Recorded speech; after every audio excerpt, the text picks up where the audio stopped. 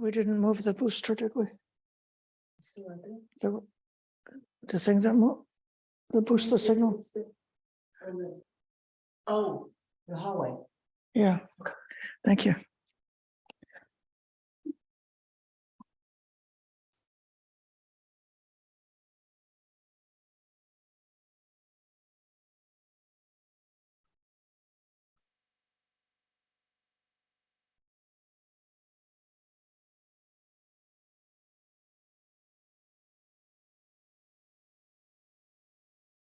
Namo tassa bhagavato arahato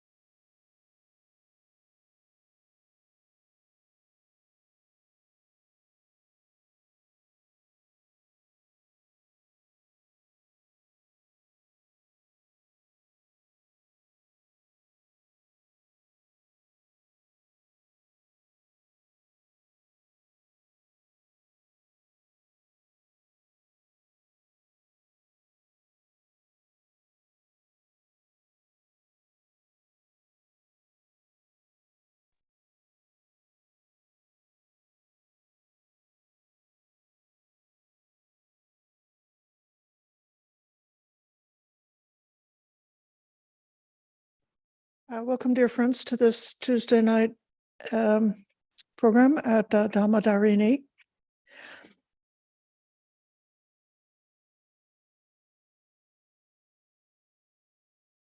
We can begin by sitting for meditation.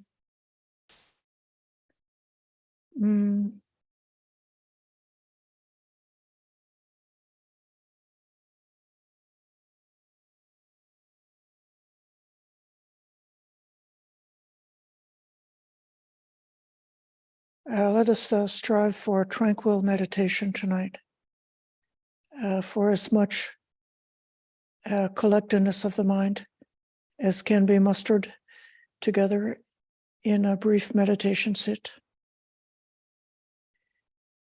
Making the determination to let go of all kinds of distraction or excitement that may come from the past or the future.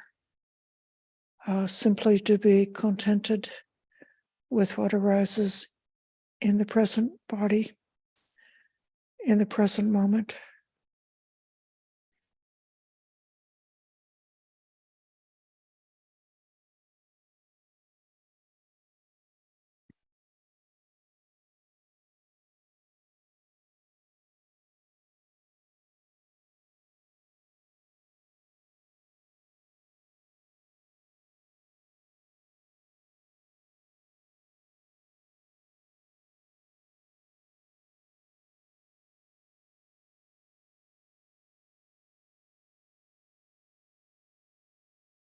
Taking the simple object of meditation, the breath,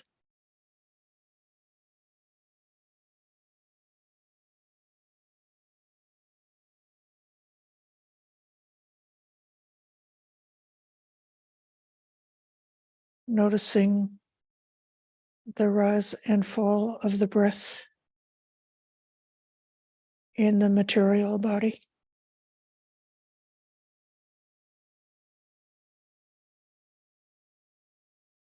at the abdomen, the chest, or the nostrils, or the upper lip, wherever the breath is noticeable.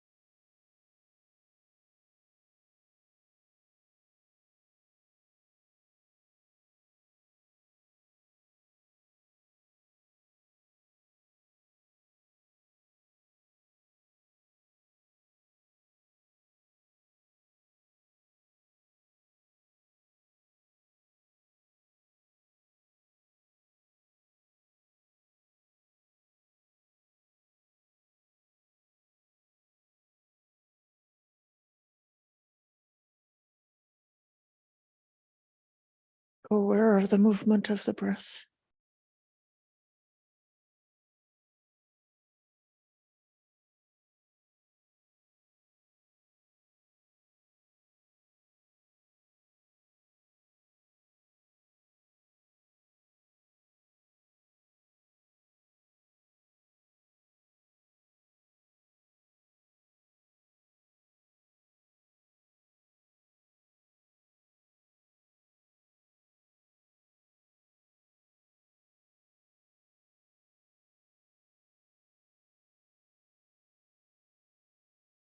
Not controlling the breath,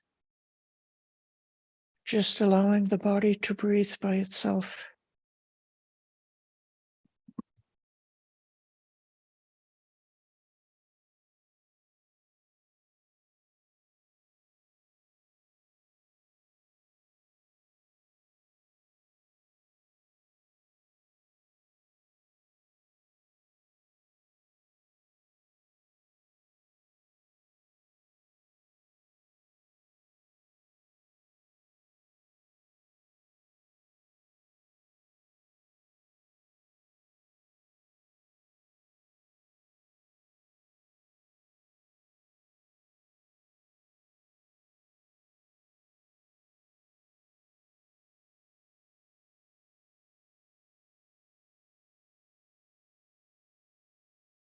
Letting awareness to rest on the rise and fall of the breath.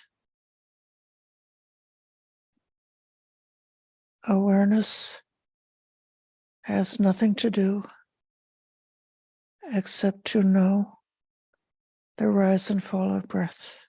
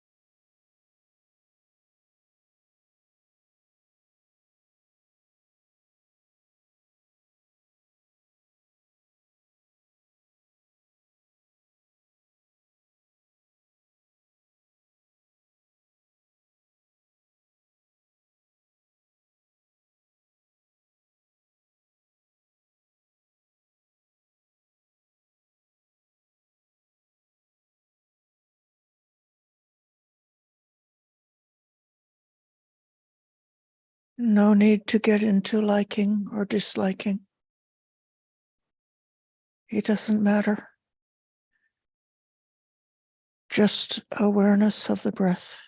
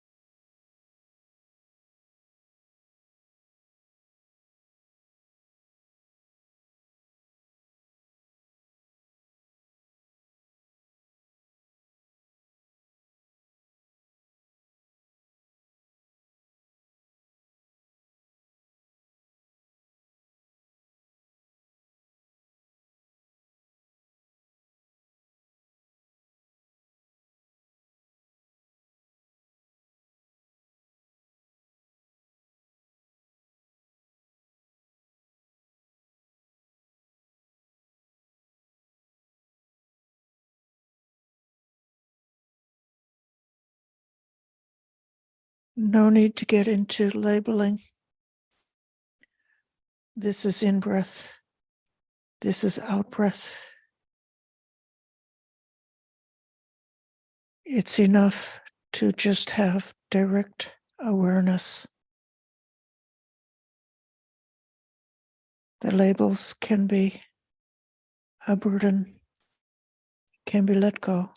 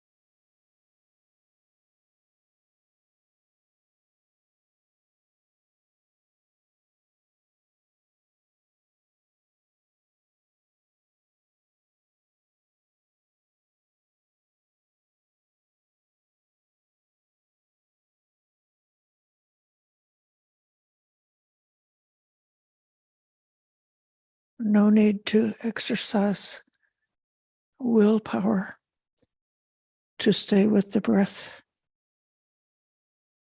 or returning to the breath. Just set the intention to be on breath, and then let awareness be still and quiet, just aware of breath.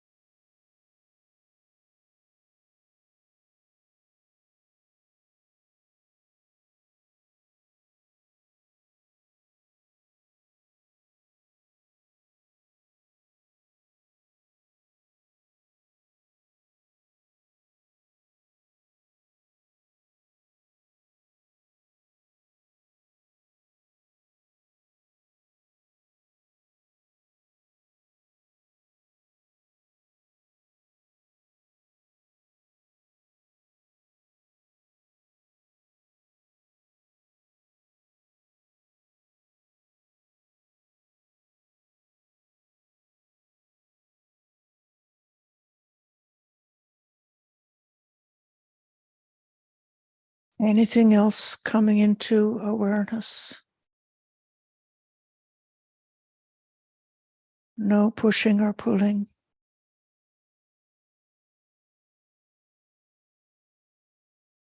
Leave it alone. Keeping the breath in mind.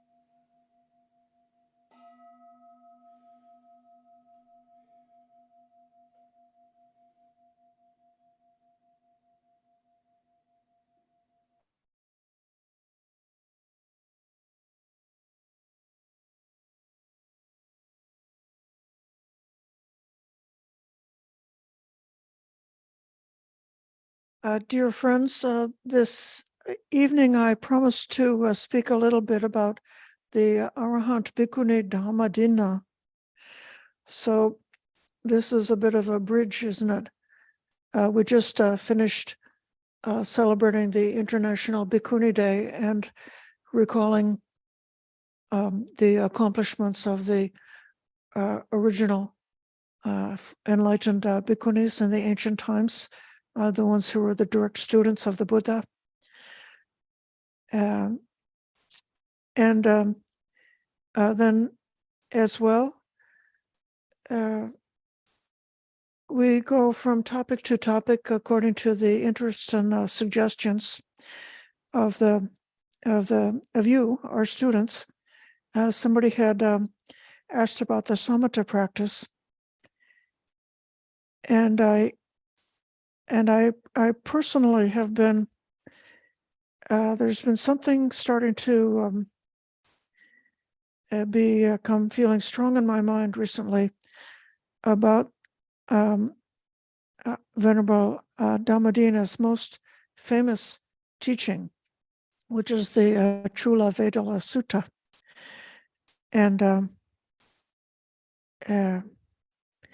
it may be that in the coming weeks we'll have time to go more further into that sutta. It's one of the most strongest, most powerful, most richest of all of the teachings, of all of the suttas that we have.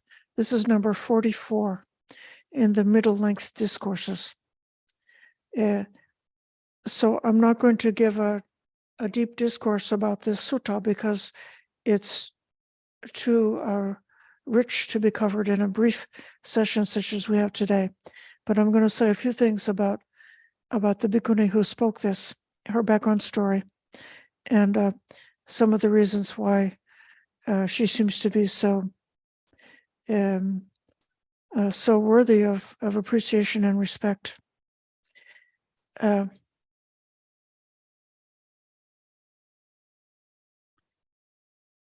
The Arahant Dhammadina is praised by the Buddha as the foremost of all the bhikkhunis in speaking about the Dhamma.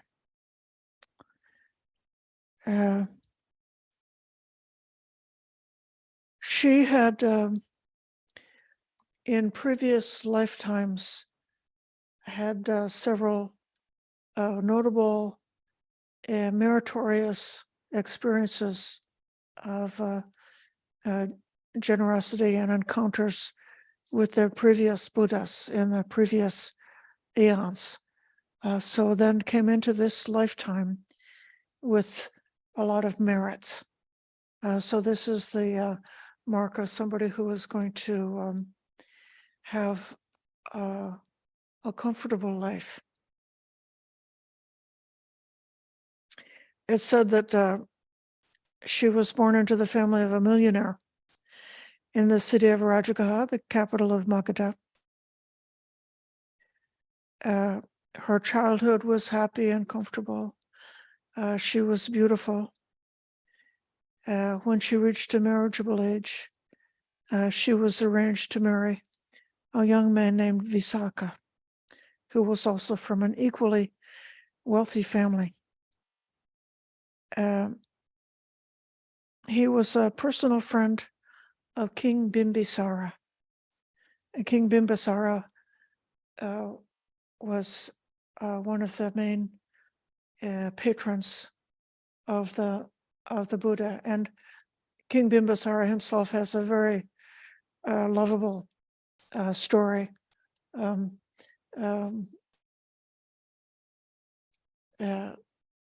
When he was walking back and forth on the rooftop terrace of his castle, he saw the newly enlightened Buddha, who had just returned to Rajagaha, and recognized from a distance, who it was, and he was a longtime patron.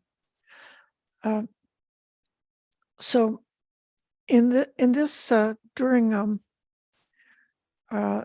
this lifetime, she was married to Visakha, and then Visakha, together with a lot of other men of Rajagaha, met the Buddha 9 months after his full awakening. Visakha then left his household life to go and undertake being a bhikkhu. He wanted to take care of Visakha and offered her whatever she wanted, the entire wealth of the household, any kind of life that she wanted to have. And Visakha thought, why would I want the offal that my husband is rejected or what he's thrown up? And then she too wanted to go forth. It was said that the King Bimbisara loaned a golden palanquin to carry Lady Visakha to the Bhikkhuni Vihara, where she then undertook her training.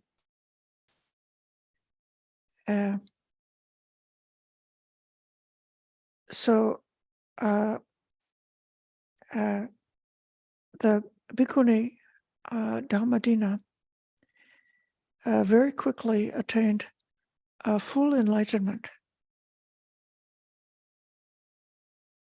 And then, having done so, she returned to Rajagaha. In the meantime, her former husband quickly obtained stream entry, and then later on obtained the second and third stages of enlightenment, becoming a non-returner. So a non-returner is somebody who has become completely free from the fetter of clinging to rites and rituals, free from the fetter of skeptical doubt, free from the fetter of seeing the Sakkaya Ditthi, or seeing the self in any of the five aggregates, freed from sensual desire, freed from aversion, freed from the fine material desire, the desire for existence in a heavenly realm or a final material realm. The only fetters that would have been left to him as a non-returner would have been residual restlessness, which is arising from the longing for Nibbana, and the fetter of avidya, or delusion. So he came to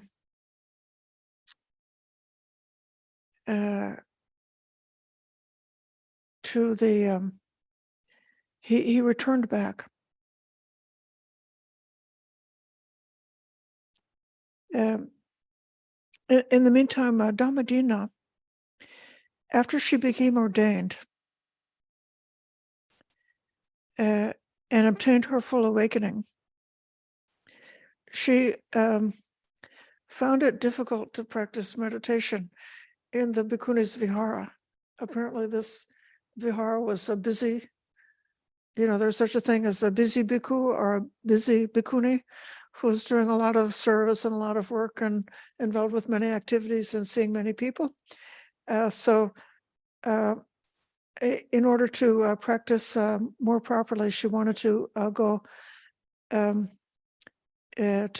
have more seclusion. So she got permission to leave Rajagaha and moved into a very small Bhikkhuni Vihara in a small village. And there she practiced meditation. She meditated with diligence. She eradicated all her mental defilements.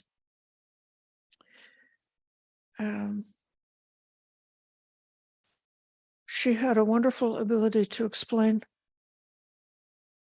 the deep aspects of the teaching, and I may circle back to that a little bit tonight.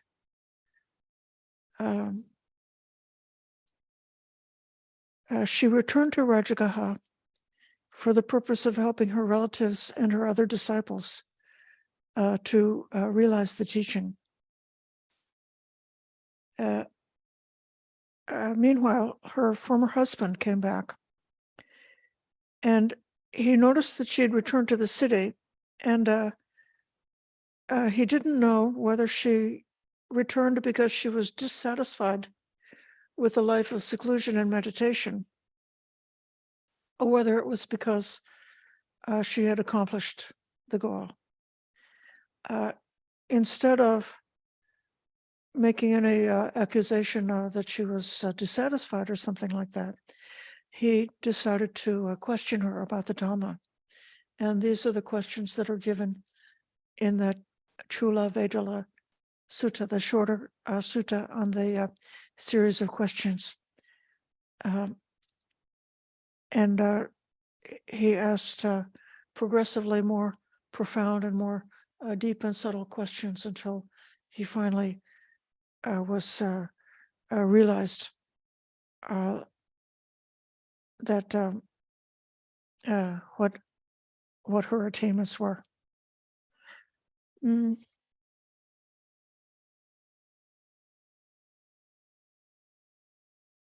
She asked about the 5 aggregates of clinging, the Sakkaya, and she identifies them with the. He asks about the Sakkaya, which could be called a group of existence. Sat is existing. A kaya it can mean a body, or it can also mean a group, like a body of soldiers is called a body. So the Sakkaya has got these 5 parts, the 5 aggregates, and it's the 5 things that are grouped together that are a summary of existence. The Sat in that case means existing, but it also, we can see as we go through this sutta that it's dealing with these profound existential questions about what the nature of our existence is. So she identifies that very briefly. He asks about the Noble Eightfold Path. She analyzes the Eightfold Noble Path into 3 aspects, sila, samadhi, and panya. Virtue or ethics, samadhi, concentration or meditation, and panya or wisdom. This is a way that the Eightfold Noble Path is explained in the commentary and in almost any catechism or any course. I'm not sure if you can remember the first time you learned anything about Buddhism. If you ever took a course or introduction to Buddhism, they might have explained that the Eightfold Noble Path can be divided into these 3 parts. But perhaps they didn't mention that it was the Bhikkhuni Dhammadharini who made this analysis. And she was, as far as I know, the only one in the suttas who analyzed it in just this way. So this shows the power and the creativity that she's the master of all the fundamental teachings and also able to put them together in a creative way.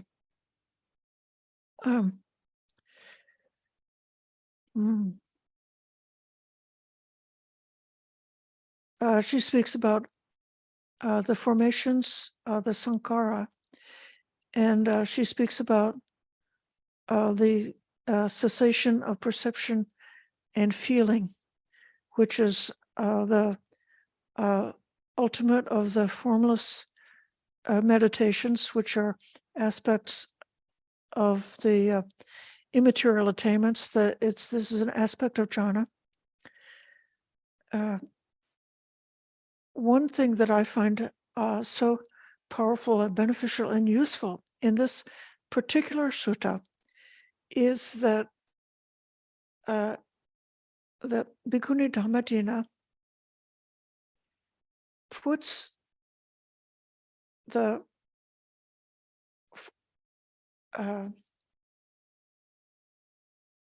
cessation of perception and feeling through meditation into the context of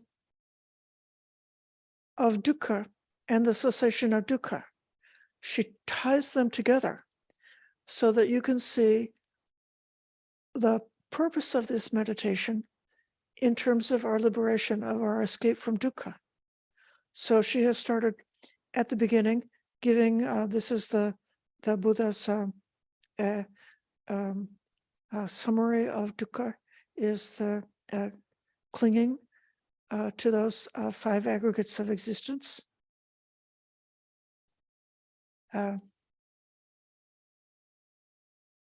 And within those 5 aggregates is the aggregate of perception and the aggregate of feeling. Clinging to those aggregates is the fundamental, the brief, the concise definition of what dukkha is, what it is to be trapped on this wheel of samsara.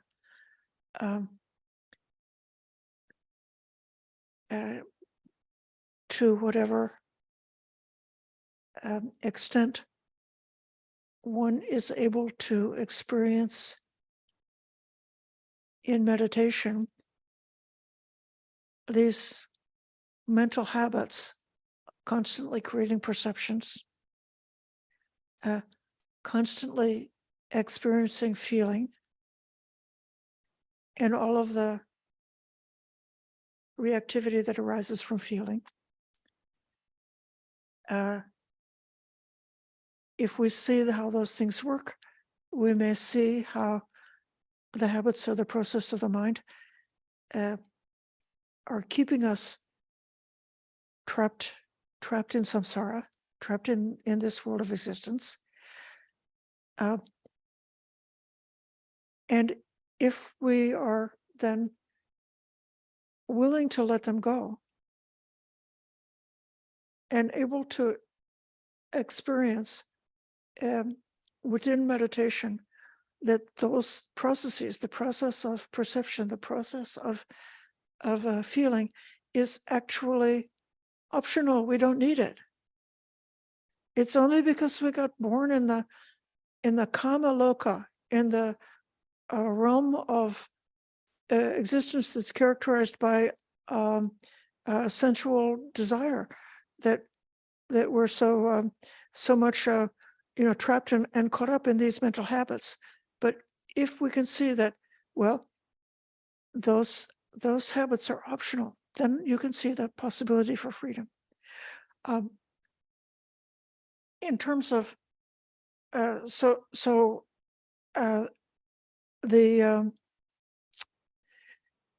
is one of the most useful suttas that I know of, that in terms of putting this particular meditation about cessation of perception and feeling into a useful context where you can understand what it's for, what this practice is good for, what it does for us in terms of our liberation.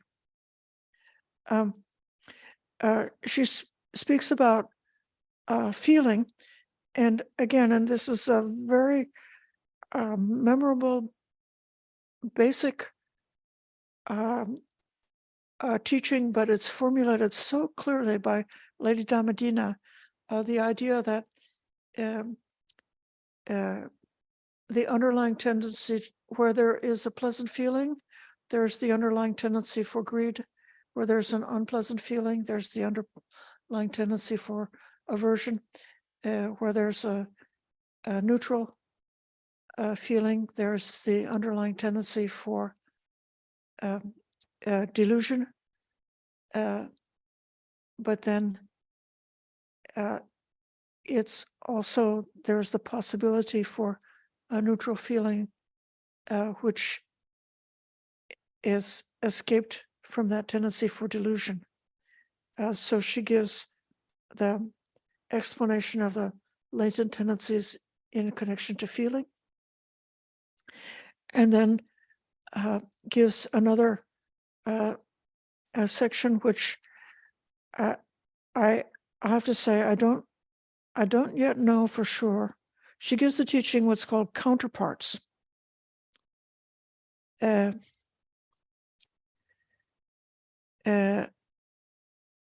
Pali language is patibhaga.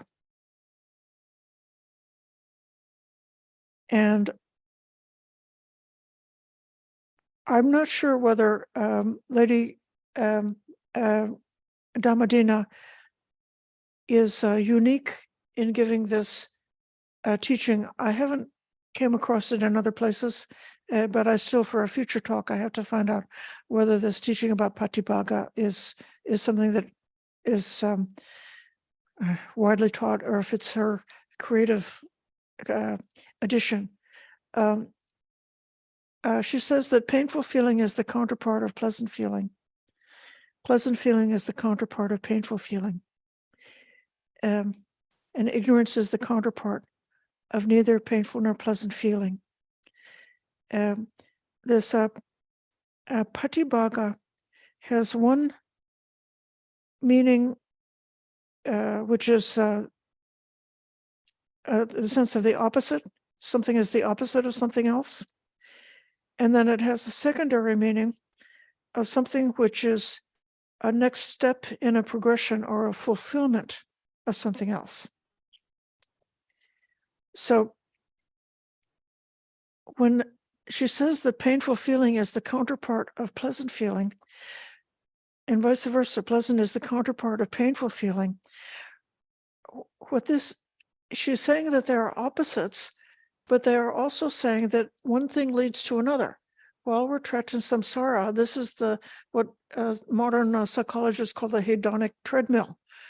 That if one is experiencing pain, the mind seeks after some kind of pleasure, because that's the only way that it knows how to get away from pain. If one experiences pleasure, when the pleasure is finished, it's painful, because we feel the loss of that pleasure. Or when we feel something pleasant, even if the pleasant feeling or the pleasant experience, let's say, of being a wealthy high-class person with who's a millionaire, I guess that's something pleasant, then the mind gets tired of it, and so it becomes not pleasant anymore. So these pleasant and painful, the one leads to the other, and the other one leads to the first one. Ignorance is the counterpart of neither. And here I have an idea which I acknowledge that my idea is controversial. My idea is that a beginner, or even like the Bodhisattva, when he started his quest, he did not know the way to the end of dukkha. And it was because of recognizing what he did not know that he was motivated on that quest for wisdom.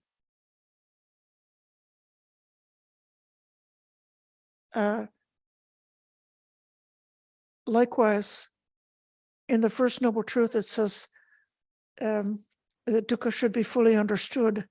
So if we don't understand why we're suffering, this is a very natural thing. It's attainable. Somebody who's not yet enlightened still can investigate and try to understand, try to find out, why am I suffering?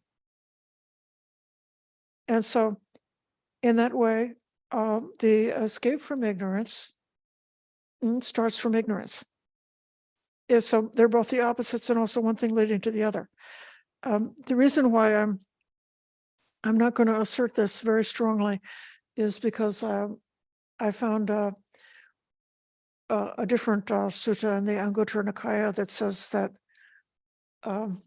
ignorance leads to more ignorance and wisdom leads to more wisdom. So it doesn't say that ignorance leads to wisdom, but if we know what we don't know, then it's possible. Then it says true knowledge is the counterpart of ignorance. And then from here on, these are a progression. Deliverance or vimutti, that's a freedom, is the counterpart of true knowledge. So true knowledge leads to freedom. This would be freedom from craving, freedom from any kind of clinging whatsoever, freedom from any kind of agitation, whether it be with regards to pleasure or whether it be with regards to existence. One is completely free. And then she says nibbana is the counterpart of deliverance. So from that freedom is where nibbana arises. And then Visakha, her former husband, asks, what is the counterpart of nibbana? And she says, now you've gone too far. Nibbana has no counterpart. For the holy life is grounded upon nibbana, culminates in nibbana, and ends in nibbana. And so this is there are not very many places in the sutta that give really meaningful, informative imagery for what nibbana really is. For what are we actually seeking if we want to pursue this path as the Buddha has given it to us? Do we want to just go beyond merely using the teachings of Buddhism for us, our psychological welfare and peace of mind and a happy life? But do we really want to go to liberation? And this particular set of teachings, and it's fitting, this last part about the counterparts is fitting within something that in this incredibly concise way that Dhammadharini has. It's like she's reached there's the whole body of the teachings of the Buddha, and she picks this piece, this piece, this piece, and this piece, and puts them into one coherent, concise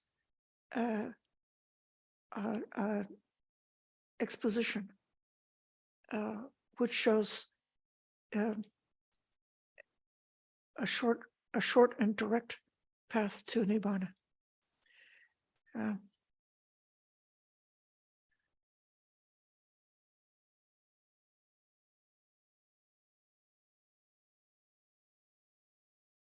think I'll start my speech now and invite your comments and your questions. In particular, I wonder if others find it to be also interesting or inspiring to read about the lives of the ancient bhikkhus and bhikkhunis, the ancient enlightened disciples of the Buddha. Or do you find that, that's less relevant or less significant than simply understanding the basic categories of the teaching and the path of practice that the Buddha gave. So all of a sudden I see plenty of hands up. So I'll call on Richard first and then Maitri. Thank you, Ayya. When you were making that assertion about ignorance, Yes. the Buddha's recognition that he's in ignorance is wisdom. Yes. So that's why, from that starting point, he can start developing and increasing his wisdom. Remember, there was a saying by, I think it was Rumsfeld or something. There are known knowns, there are unknown knowns, and there are unknown unknowns or something. So that's kind of like the unknown known. You know what I mean? I mean, he knows there's a problem and he needs to free himself from it, but he doesn't know how to do it. But that insight is like the first movement in that direction. So that is the arising of wisdom in his mind. I'd also like to make another point about this Chula Veda Sutta, Dhammadina and Visakha. Yes. Now, my background from many years ago was in Indian Vedic type things. And as far as I understand, and I may be wrong on this, but when I first read the sutta, I was a little perplexed because Visakha is usually a woman's name. And yet the commentary is saying, oh, it's her ex-husband and all these other things. But it turns out that the Chinese counterpart, which was taken from Sanskrit, also says it's a woman. And that would have been before the commentaries were written, when that translation from Pali to Sanskrit, as the different groups were dividing, happened. That would have been a particular group that created those Sanskrit, copies, because those Pali commentaries were written in Sri Lanka by a famous Sri Lankan Mahatera.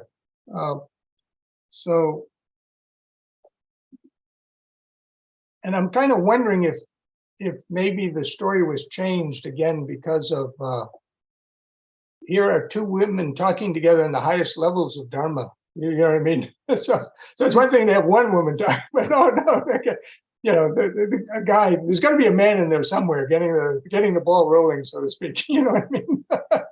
So it might have been because I don't. Because it's kind of odd, because it says that in the very beginning, right, that Visakha went to the Bhikkhuni Dhammadina, and after paying homage to her, sat down at one side and asked her, and it doesn't mention any other people there. And a Bhikkhuni shouldn't be meeting alone, right? I think by the rules and regulations, right, with a man, regardless of whether it was her ex-husband or not. I think there's rules like that, aren't there? Well, there could easily have been other people around that didn't get mentioned, number one. Right. And number two, if there's not an intelligent person, we should not teach more than 6 sentences of Dhamma to a person of the opposite gender. However, if the person keeps asking questions, then for each question, you have up to 6 sentences to answer that question. Now, we could go back through the sutta and see whether Dhammadina succeeds in answering each one of the questions that he poses within less than 6 sentences each. As far as whether it's a male or female name, of course, Lady Visakha, with a long A at the end, is one of the most famous figures. She was a LA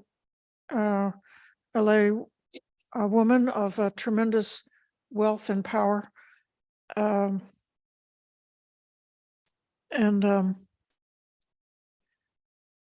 don't know for sure whether there were other persons named Visakha with a short A as masculine name, but it's certainly true, as you remember, that it does happen with the sexism of the long history of the Buddhist tradition, that powerful and effective women, as the texts are passed down, become changed over and become men, because the tradition doesn't want to remember the existence of such powerful women.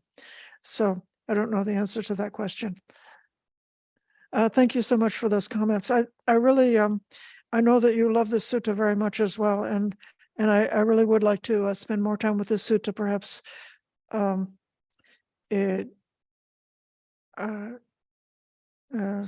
I don't know whether it would be very soon or whether it would be later on, like even in the going into our winter retreat or December. I'll call in Maitri. Thank you, Ayya.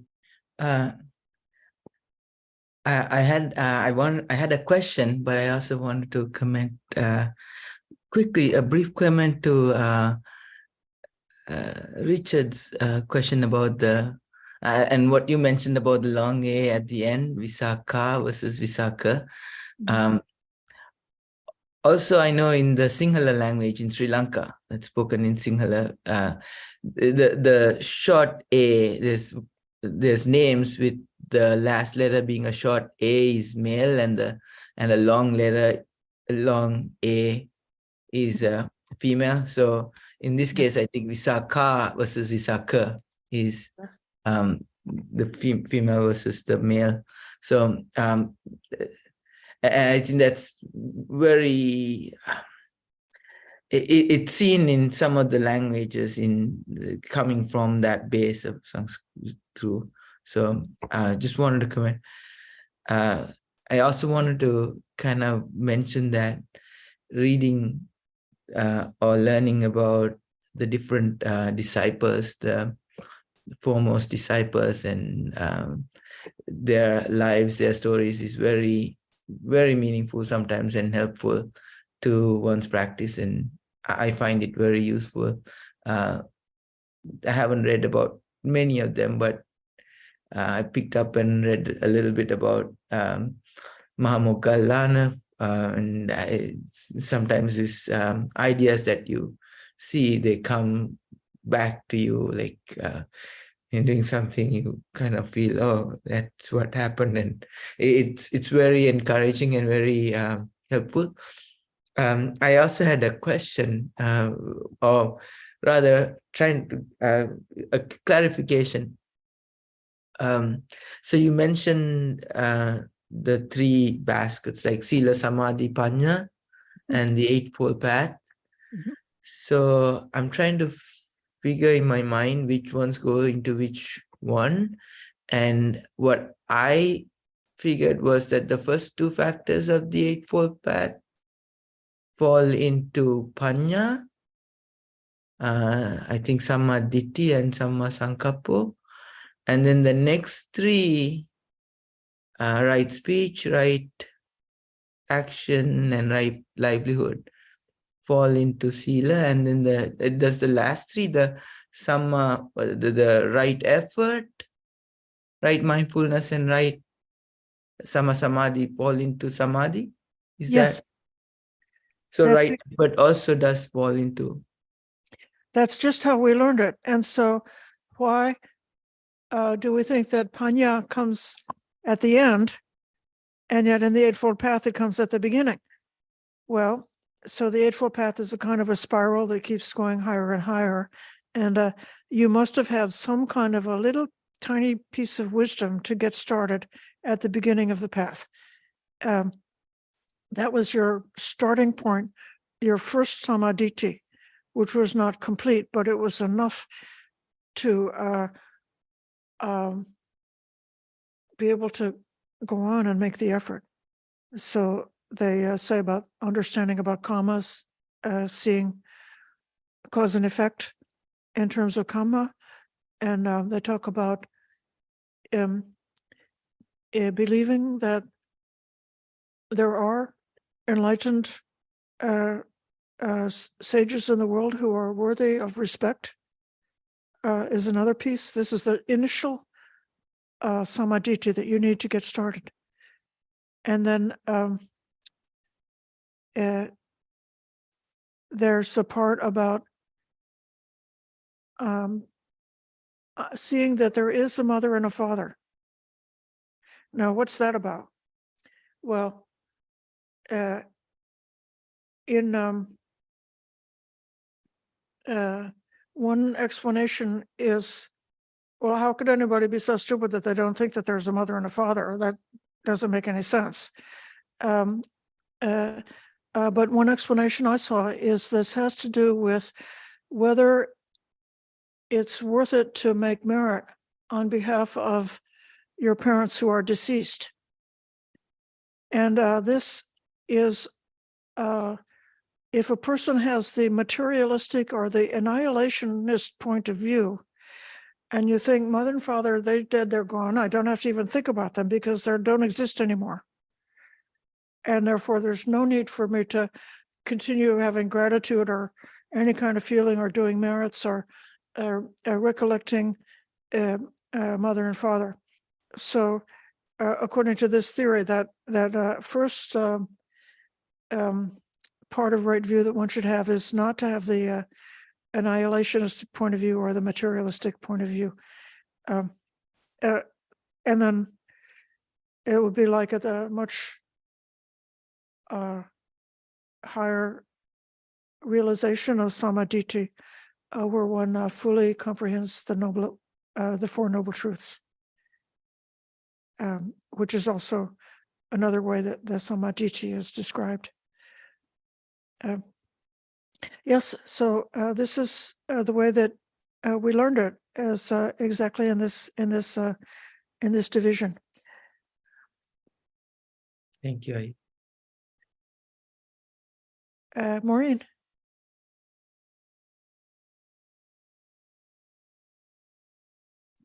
Yes, thank you. The one I like is Javaka, the doctor.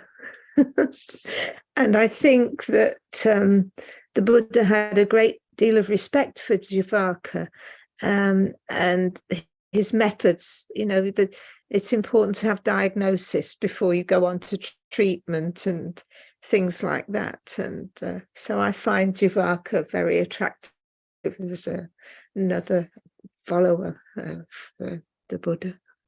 Thank you. That's all I want. Yeah.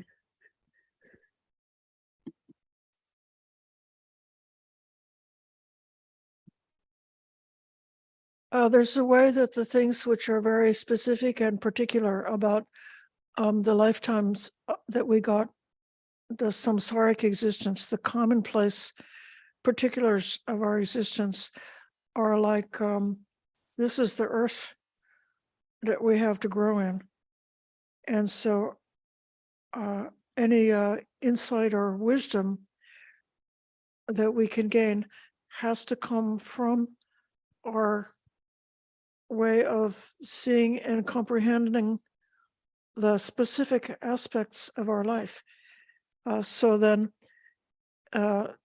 this includes things that are like very universal, like the fate of a human being to grow old and sick and to die, which applies to all humans. And then it also includes things that are very particular to an individual, as far as like what their class background or what the cultural background or what the particular experiences they had in their younger life that brought them to this practice. And they will then use those things. I mean, whatever we know, whatever we have in our life, that's what is available to us to use for our awakening. When speaking about these bhikkhunis, I am very often seeing something.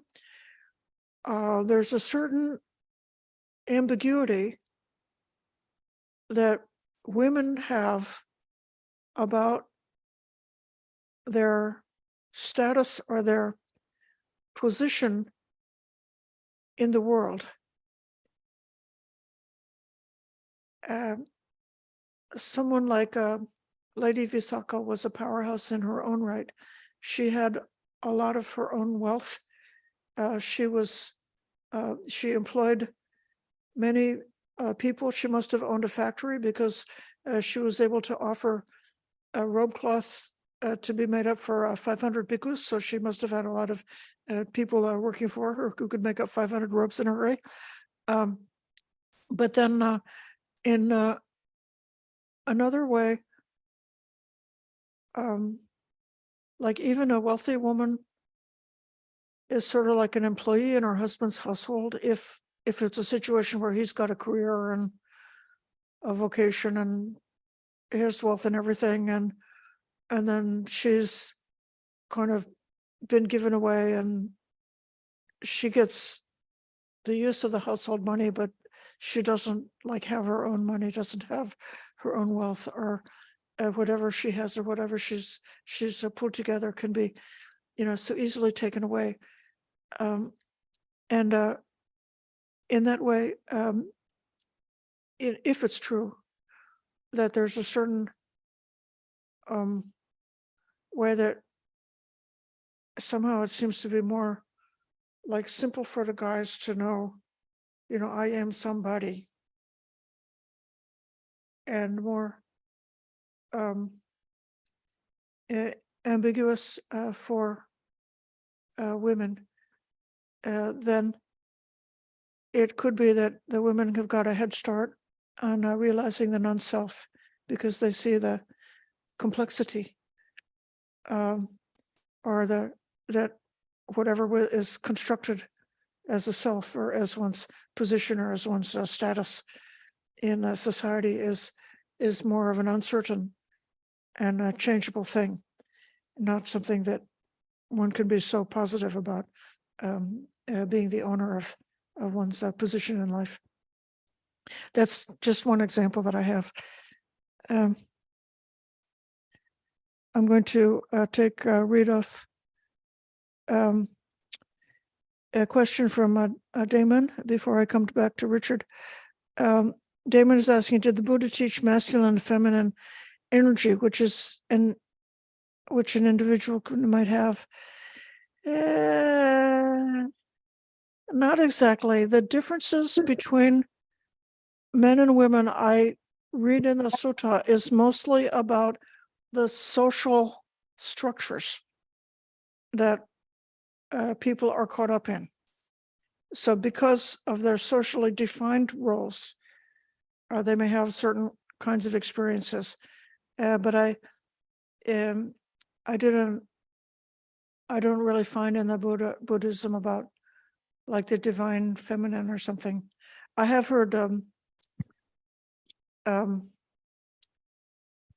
people who are into that way of thinking expressing that they find Buddhism to be extremely masculine. That the idea of having boundless loving kindness for all beings throughout the entire universe without any limitation, that's a kind of like a macho dream. And the Earth Mother is like, here's like just this one life. Let me just take care of protecting this one life that I have to take care of. This something like that. But I don't find the Buddha did speak about this different vagaries of what arises from social structures as a part of samsara that one has to go beyond by overcoming all kinds of clinging and craving. Now, Richard. Just to add something to that discussion about Sila, Samadhi, and Panya. Eightfold Path takes you to Samadhi, which brings you to the third of the Four Noble Truths, which is cessation. So you have cessation of sense perception. And that cessation of sense perception then allows you to go to the next two stages of the path, which are only occasionally discussed, which is right knowledge and right liberation. So again, that right knowledge, that's panya again. So you've gone from samadhi to panya. So yes, you start with panya, which is stream entry. That's definitely panya, and so you get right view, right, which leads to right thought, like that. And then you end again when you get to those additional 2 steps on the path. Right. You have your wisdom again, or understanding. So in the tenfold path, the 2 points at the end are could be characterized as the panya portion. But in this sutta here, the Dhammadharini is speaking of the eightfold path as being divided into those 3 groups. So for what it's worth. Thank you for that thought. I think, was there anybody else who had a question? I saw a hand up and then the hand went away. I will. Perhaps this may be enough. We've had an enjoyable hour of conversation. Announcements. This coming Sunday, I'll be back with you in the morning. Ayya Suvijana will be giving a sutta discussion in the afternoon. And then also next weekend on Saturday, there's a day-long retreat offered by me. Then also coming up in the near future is November 4, which is the Katina. I had a really wonderful conversation with the sponsors of the Katina, and we decided to have a fantastic parade out in the forest at Aranya Bodhi Hermitage, taking the robes to be offered through the forest from the Ashtupa up in the saddle down to the Buddha Hall. And you have to be there to experience it because it's not going to be very much captured on the Zoom. So for those of you who live around here, if you would like to enjoy a unique and fun Katina celebration, you should sign up on our website for that event on November 4th. We can pay respects to the Triple Champ.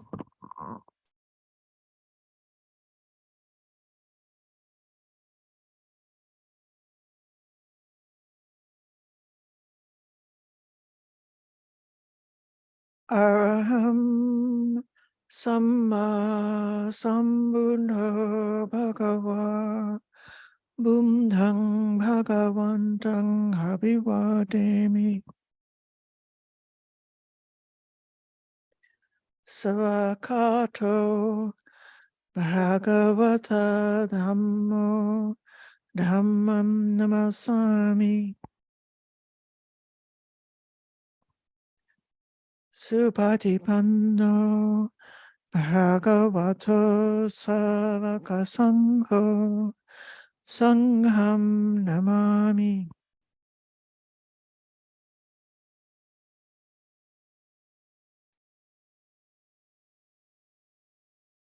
Thank you, everybody, for your good practice and your patient listening. Thank you, Ayya. Oh, there's an eclipse of the sun on Saturday also. I think it's the 14th. I think it's the 14th. Thank you. A partial it's a ring of fire around the sun. Anyway, Great. yeah, so I thought you might like that. Thank you so much. Okay, bye-bye. Thank you. Good night. Thank you.